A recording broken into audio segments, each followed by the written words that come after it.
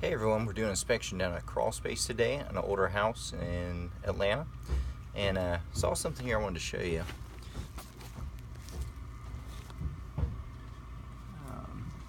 So right along here we have our furnace flue vent.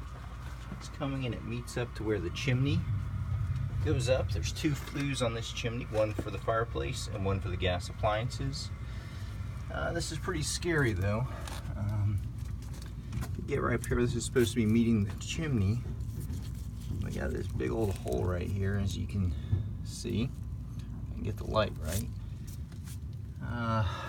Basically every time the furnace or the water heater runs, carbon monoxide is leaking out into the crawl space here, and then probably into the living space above as well. So somebody did not do the job right when they installed that.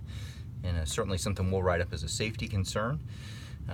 Definitely why you want to get someone who's going to get all through a crawl space when you're buying a house and check out what's going on underneath there, because usually the owners have no idea what's going on. If you have any inspection questions, let us know. This is Battaglia with That East Home Inspections.